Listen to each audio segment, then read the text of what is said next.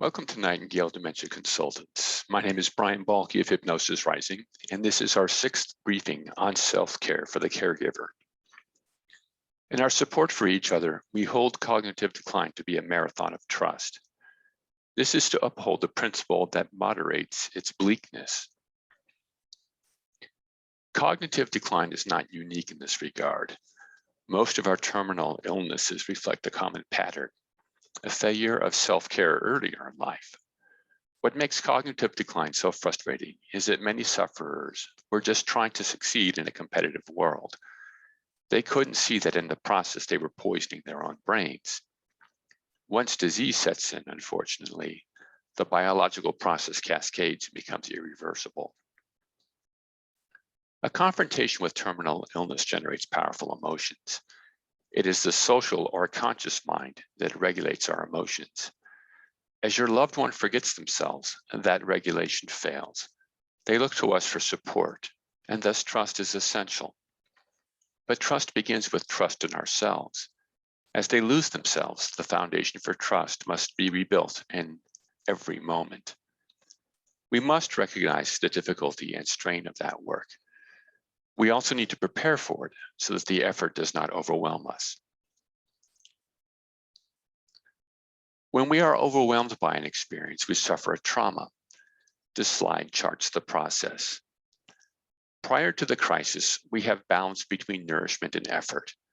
When a crisis occurs, number one, we stop for an instant, assessing whether to draw upon the emergency reserves held by the subconscious. If that is necessary, our focus shifts to the crisis, and our effort peaks in the hope that we can solve the crisis. When that is blocked, our effort drops, though still well above the pre-crisis levels, number two. It helps to understand that at this point, the subconscious is taken over from the conscious mind. Every experience is sharper and brighter. Knowing that we are vulnerable, we are constantly scanning for new threats. The inner peace practice from last week is a method for allowing the conscious mind to resume that role. If the crisis continues, eventually the effort overwhelms us. We have moments of complete collapse, number three. The disruption is no longer just mental. Our vital organs have been depleted and can no longer maintain even normal levels of effort. Professional support may be necessary for recovery. Psychologists have found techniques that help us weather crisis without trauma. This is recent work, so the terms are still changing. You may hear the words used differently. Resilience is a strategy for minimizing vulnerability. This strategy follows our four principles for crisis control, with a little more detail in the fourth step, adaptation. Rehearse your response. Don't just wait for it to happen. Play pretend with your loved one and family. Then, when the crisis occurs, the subconscious doesn't have to figure out what to do, particularly in social situations. That is not its strength. Secondly, set resources aside. This may be as simple as stocking frozen dinners and loading a duffel bag with a change of clothes. Accept that the only way to figure out what is essential is with experience. With time, your crisis preparations will become more complete.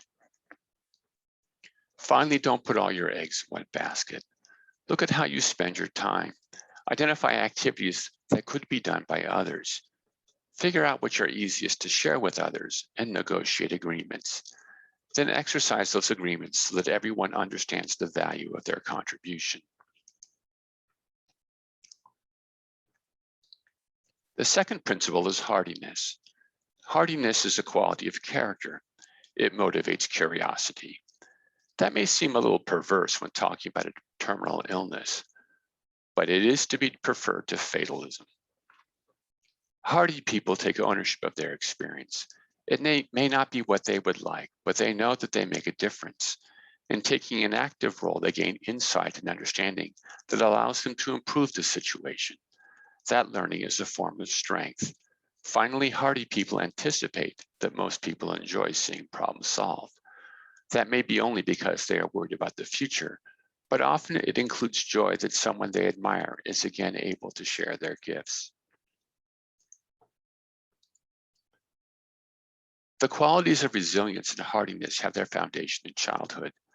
The way we respond to crisis is learned from the authorities around us. Those are first our parents, but as adults, employers and politicians also influence our attitudes. As we go through these examples, you might find yourself calling up past events. The first response is stuff it. Life is hard. Don't bring others down. Smile through the pain. This does get us through the crisis, but full recovery requires looking inward to heal. The stuff it attitude blocks healing. The second strategy is panic. The worst case outcome is asserted, allowing the authorities to drag others into the crisis. The poor victim worries more about the authority than about themselves. Both attitudes are rooted in, I don't want to be involved. This is countered in the principal virtue of the third attitude, support. A trustworthy observer agrees that a crisis has befallen us. That comes with an offer of support. We are invited into dialogue that leads to understanding. The central elements of resilience and hardiness are presented, and we learn to exercise them. In this way, a supportive parent gives their children a gift that allows them to weather the worst of life's storms. To organize hardiness and resilience, Dr. Nightingale advocates person-centered care. Person-centered care can be a platitude, so Dr. Nightingale provided a specific tool, the strategic action plan. We start with an assessment of the loved one covering 4 aspects: wellness, character, belonging, and meaning. With the loved one, we prioritize concerns and hopes in each aspect. Then we expand our vision into the surrounding world to identify resources that can help us fulfill those needs. Use of the SAP is described in Dr. Nightingale's book, A Clinician's Guide to Non-Pharmacological Dementia Therapy. Cognitive decline is a difficult challenge. In these briefings and support groups, we seek purpose in that challenge. The ability to sustain trust is sadly lacking in today's world. Crisis brews all around us. The lessons and practices that allow us to support our loved ones will serve others. In the end, to grow through struggle is a source of joy and inspiration. It is the foundation of hope. Thank you for all that you do, and I hope to see you soon.